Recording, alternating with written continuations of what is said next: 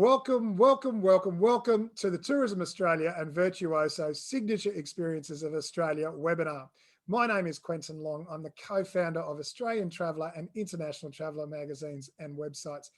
And it's my absolute pleasure to be your host for today and all 8 of the Virtuoso and Tourism Australia webinars. Today is our first one, and we're going to start with a massive bang. We're looking at the luxury lodges of Australia. It's going to be a fantastic journey. Now, look, anybody can create luxury accommodation if you throw enough money at it. But to create a luxury lodge, not very many people can do that.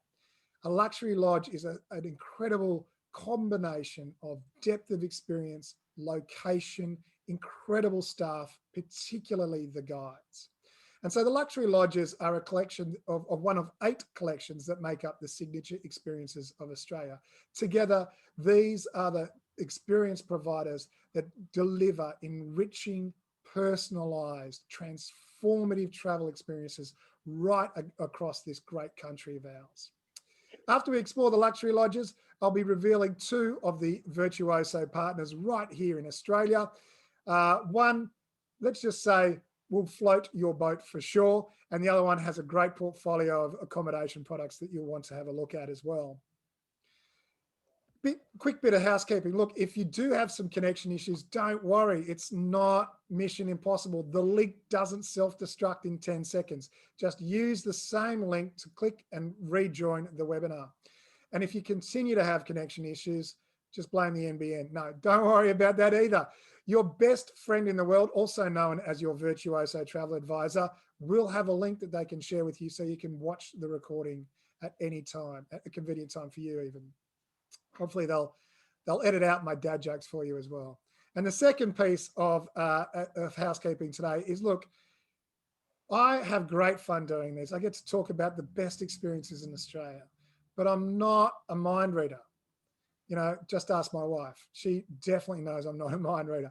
I'm here to try and connect you to your next great Australian experience. And to do that, I need to know what questions I can answer for you. So please use the Q&A function at the bottom of the screen. Now, as a guy, I can't chew gum and walk at the same time, so I definitely can't host and answer your questions. So the team at Virtuoso will be answering them for me.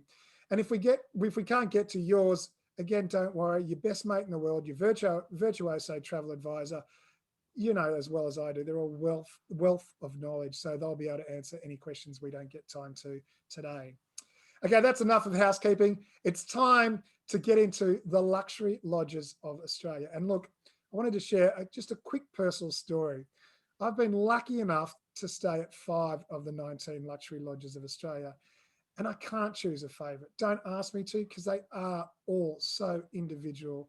They are so imbued with their sense of the landscape in which they sit, which is exactly what you want. But I did want to share with you one story that I think sums up what a luxury lodge stay is really all about. And I have to go back in time where I stayed at Qualia with my then girlfriend about 6 weeks after it opened. And we had an incredible 2 nights. We ate fantastic food in a setting that is the envy of the world, those Whitsunday Islands. The photos don't do them justice. They are even better. The incredible accommodation that we were able to stay in at Qualia, your own private plunge pool, those views, that beautiful egg-shaped bathtub, my all-time favorite bathroom products from Aesop. It was just absolutely sublime.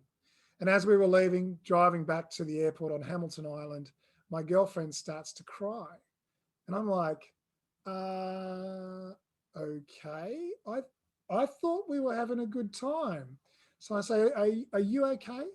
And she turns to me and she says, tears streaming down her face, I've never stayed at such a beautiful place in my life, and I will never, ever again.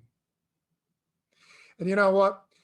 When we got married, we had 5 beautiful nights on our honeymoon at Qualia. And then when we celebrated our 10th wedding anniversary, I only came up with 3. She let me off for 2, but 3 amazing nights at Qualia.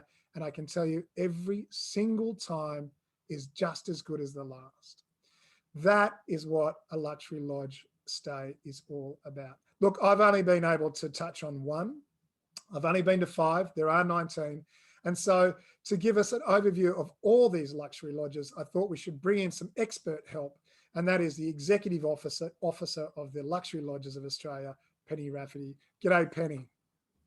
Hello, Quentin. That's a great story. Thanks for the intro. It is a great story. It makes me tear up every time I tell it. It's lovely to have you here. I think you have the job that most people in the world envy and crave. You've been doing this for a long time and you've seen luxury in Australia really evolve. Where do you think we are at now? Oh, listen, I think Australia has absolutely kept pace with a global trend from, traveling to stay somewhere back in the day when, building of luxury hotels was kind of a bit of a novelty. And I call it the bling and things era.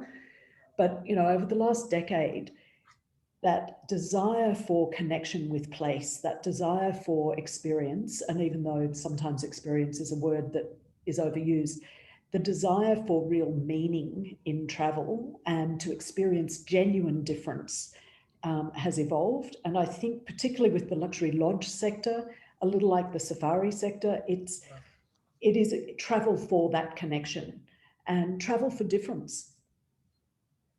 People really travel for 2 major things. Discovery and experience of natural environments and discovery and connection with cultural heritage. The rest is really bricks and mortar, but it is that connection with those 2 things that, and particularly now, we're valuing more than ever. Absolutely. All right, Penny, I every time we speak, I always learn something, but get absolutely mesmerized by everything you say. And I know you've developed a short presentation for us today, so I'll let you get on with it. Fabulous. I have, just because even though, as Quentin knows, I can talk until the cows come home, the images and the imagery of these places really does bring it to life. So thank you everybody for joining. I wish this was in person, but times are. So, and thank you Virtuoso for this opportunity to share some stories with some of your really valued clients. Luxury Lodges of Australia, I have my own crying story, but I might keep that for a moment as I go through. There are 19 lodges. I'm not going to laboriously go through all of them one by one, but I really do want to give you a sense of what is a luxury lodge, what actually is Australian luxury, and what can you expect, as well as the diversity. And really, if there's nothing else you take away from this, I would just really hope that you do get an improved or enriched sense of the depth, diversity and quality of what we have here in Australia. Clearly the travel world right now is not a straight road ahead. Clearly we've had multiple crises, bushfires and this pandemic that has changed the way we think about travel. So with no further ado, it's that depth, diversity and quality of not just location, not just place to stay, but of experience, the kind of experience that I know you are all, very well versed in chasing all over the world. Would love you to really immerse in what that means for Australia. A few facts: 19 lodges, they are all in regional Australia. It's not about city hotels. They are all different. They're independently owned and operated, but we joined forces about 11 years ago to really draw the spotlight to the fact that Australia had come of age. There had been an incredible amount of investment in very high-end, beautiful lodges in locations that had a compelling reason to come and do something. They're all relatively small. The smallest is four pavilions. The largest is actually Qualia with 60 pavilions, and the rest average out between sort of 9 and 26 rooms, suites or pavilions. They are all really different. They reflect the region they're in, but they have some things that are the same. Eat well, drink well, sleep well, of course. The personal intuitive service, of course. Really high quality amenities, of course, but they are much, much more than just a place to stay. They are a place to go and do something. Just sort of pausing for a moment, you know, luxury is one of those words that means something very different to everyone. The context that we talk about luxury in is very much around that exclusivity of access to location, to place, to knowledge, to the skill, the craft that people exhibit. And, it, you know, for me, it's one of those very compelling reasons to travel. So the lodges are much, much more than just a place to stay, but they are absolutely underpinned with the kinds of standards of eat well, drink well, sleep well, staff, amenities that you would expect. Rather than go blow by blow through all of the lodges, I really want to kind of touch on some of the things that bring them to life, because I know, having spoken to many of your travel advisors over the years, the questions that they ask on your behalf are, you know, the answer to why would I go there? What will I do there? And how's it going to make me feel? And that top left-hand picture there is actually my daughter a few years ago. We visited Salsalis at Ningaloo Reef, third longest fringing reef in the world. Salsalis is a luxury tented camp that sits right on the beach in the heart of the national park. And you know, my daughter was only 8 at the time, and she, you know, she was a swimmer, but not a super confident one. And we went to swim with the whale sharks. And I remember her going, "Oh, Mum, no, I'm a bit scared. Don't want to, don't want to." But when we arrived at Salsalis, she really bonded with one of the guides, a young lady called Emma, who was just this magnetic, knowledgeable, charismatic, but really good guide. And my daughter connected with her. And next thing I know, and I'm pretty sure it wasn't just the pink wetsuit, she was off the boat the minute we were allowed to go into the water with the whale sharks. And she came out of the water and just went, "Oh my goodness, Mum, that changed my life." And for me, at age 8, she epitomized why I'm so passionate about these lodges and these lodge experiences. It is about life-changing experiences. So one of the things we see a lot of is family travel, whether it's small families or multi-generational families. These are places where you can go and experience something really beautiful, uniquely Australian, in a way that connects multi-generational families. From the outback to the reef, you've got Walgan Valley just over the hill in the Blue Mountains from where many of us are sitting now. First carbon neutral resort in the world, 7,000 acres of extraordinary conservation zone. Mount Mulligan Lodge, which is the newest of the lodges, up over the Atherton tableland from Cairns into the northern Queensland outback. An extraordinary experience of that particular part of the world. Only 8 pavilions, 16 guests at any one time. And of course, Salsalis. These, I'm just giving you little examples as we go. Romance, Quentin has beautifully and eloquently touched on that. Now more than ever, I think, you know, we've been reevaluating what do we value. Family time is one of those things. For many of us who've had to do some homeschooling, the value of teachers, but our personal relationships, and whether it's romance, whether it's your partner, or whether it's just loved ones, that time away from home where travel really does, and I know many of you know this, travel just awakens senses. And I think that's one of the reasons it's so rewarding. And for people who are used to travel, it's why we miss it so much, because it awakens different sensory experiences than you can have at home where things are familiar. Qualia on the Great Barrier Reef, Quentin has touched on, you know, but beautiful escapes into the vineyards in Margaret River at Cape Lodge, or the Louise in the Barossa Valley, Capella Lodge on Lord Howe Island. You know, this is one of those magical places, last paradise on earth, I think. Only 400 visitors at any one time, and 18 of those, 9 couples, can stay at Capella Lodge, right underneath Mount Gower, which you can see through the window there. You know, it can be active, can be passive, but Mount Gower is actually one of the most challenging day hikes in Australia for anybody who likes to undertake a challenge. To Pretty Beach House, with just 4 pavilions, a hop, skip and a jump across the water from Palm Beach or on the Central Coast. Great way to experience your own backyard. And one of the lovely things I love doing is the seaplane from Rose Bay up to Hardy Bay, landing and then a few days at Pretty Beach House. It's that essence of the Australian bush, kookaburras, eucalyptus, all the soft luxuries, absolutely beautiful. But then, of course, there are different types of holiday, and Australia is vast. We are the same size as the USA with 8% of the population. We have this extraordinary diversity of landscape, and one of the greatest concentrations of World Heritage Sites, incredible biodiversity. Exploring that aboard something like True North, which is a small adventure ship. This is about off the ship morning and evening on the expedition boats or the helicopter, exploring the far remote Kimberley coastline. True North does do a trip around Australia and ends up in Sydney over the Christmas New Year period, and then goes down to South Australia, usually in January. Bamaroo Plains in the top end. This is Australia's Okavango, and this is the essence of safari in Australia in some ways. It's on a 70,000 acre property, which is a buffalo farm, but it is also the breeding ground for incredibly diverse bird life.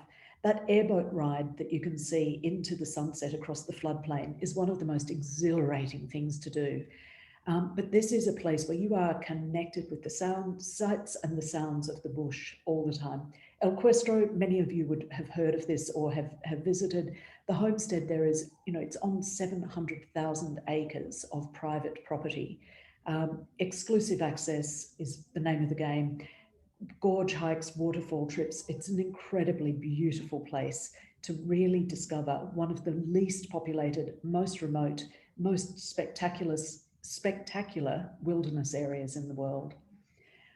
One of the things that brings the lodges to life, as well as the guides, as well as that impeccable service, is the interconnectivity they have with their regional areas. And I call it the halo effect.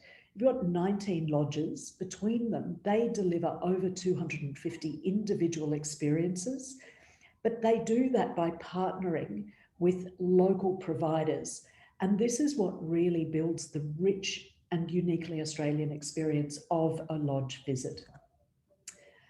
And it really does also impact on something that I think many people have been thinking about over this time is, taking travel for granted, and how do I travel better at the end of this period of high challenge?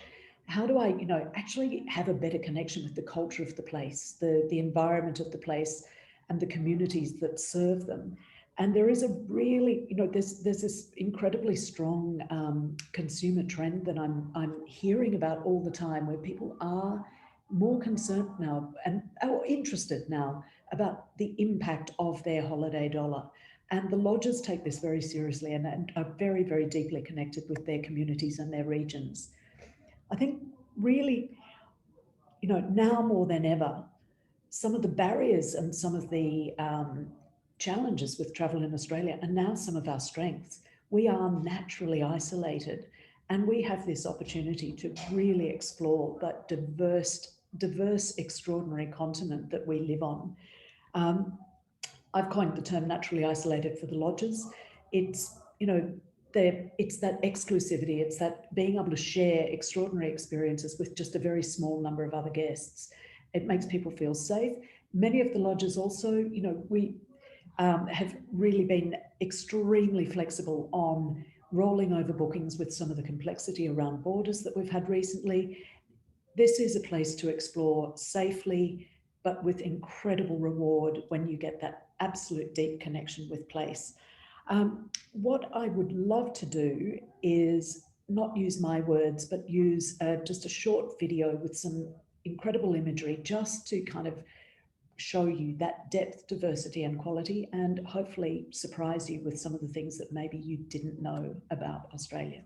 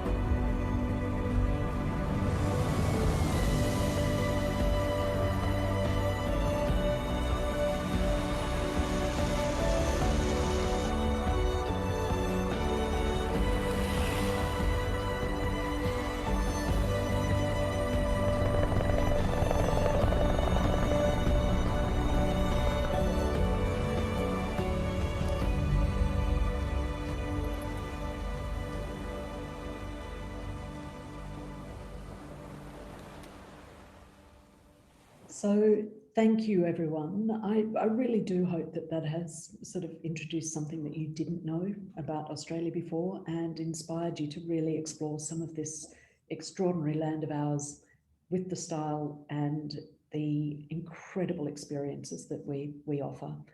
So thank you very much. Wow, thanks, Penny. I love that sense of awakening the senses, and it's Yeah. absolutely true, particularly at our luxury lodges of Australia. I did forget to mention, well, I didn't need to mention it, but on our honeymoon, we also stayed at Longitude, and that is an experience, which is the tented camps at Uluru. So they're fabulous. I think everyone's now, if no one's been to any of them, they've now got 19 of their next holidays sorted. Just email your travel advisor and say, book me in, just sort them out, drop them in my holidays, away you go. I forgot to share my crying story. It was, I went when I thought it was your daughter at Ningaloo. Oh, that was one, but you know, I'm a softie. But that moment of sense of place really hit home for me the first time I visited Sapphire in Tasmania. Yes. And their service mentality of adding value to every single and preempting guest needs and requirements, not in a pandery way, but there's this intuitive personal service that was just so enriching and warming and welcoming. And you know what? After a year like we've had, Yeah. I think all of us deserve to treat ourselves. But it's got to be that richness and that reward of place, that connection to place that is so enriching. That, you know, when you said Sapphire, I totally agree in that view of the hazards you have from your room. Just one quick story. It's not brags, it's just to share, really.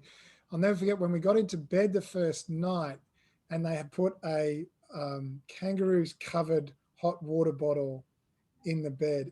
It was so small, but the most amazing touch, you know, in terms of service and ethos. And yeah, it felt very, very, very special. So, and also the architecture of Sapphire is outstanding. Anyway, we could go on forever, Penny, and we have many times, but we've almost run out of time. So thank you so much for joining us today. I really enjoyed it. I enjoy it every time you speak. And now I've got to reveal our Virtuoso partners right here in Australia. And the first one, I cracked my first dad joke with, May floats your boat. I am actually not going to even describe what you're about to see because the video says it all. And I'll tell you a bit more about it once we've had a look at the video because it is so good. I think you should see it straight away.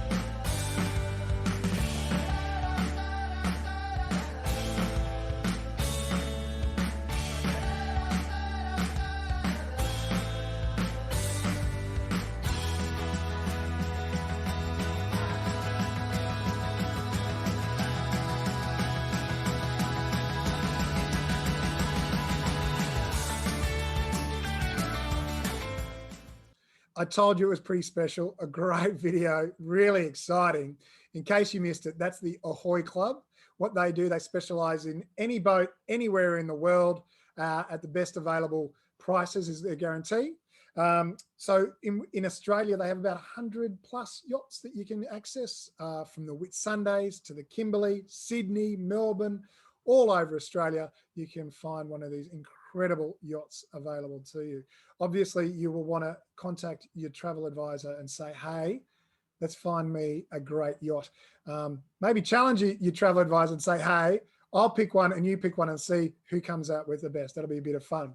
Our second travel provider is Addicted to Australia. What these guys have done is put together a great collection of boutique accommodation across Australia that are now available to you through your travel advisor. So have a quick look at their website and you'll be able to say, hey, I think this is probably up my alley. And when you next go to somewhere like the Central Coast, we talked about it earlier today, Bells at Kilcare, may just fit the bill and now available to your travel advisor through Addicted to Australia. Unfortunately, that's all we've got time for today. But the good news is the travel doesn't have to end there. So this has been the first of 8. So in about 30 minutes, we'll be exploring Australian wildlife journeys, an Australian safari. So make sure, I think you'll be interested in that. It is incredible, the array of different experiences we have here in Australia. And I'll give you a quick example. Did you know that one of the best killer whale experiences, that's right, killer whale experiences, is right here in Australia off the WA coast? Really, really interesting. And that's just the tip of the iceberg. So that's coming up in 30 minutes. I would really recommend you tune in for that. And for the next 3 Tuesdays, on each Tuesday, we'll have 2 more webinars for you. I'll give you a preview of all those and make sure I get them right. In the next Tuesday, we have great fishing adventures, not just for fishers. Let me tell you, it's about the destination, the experience added on to a holiday experience.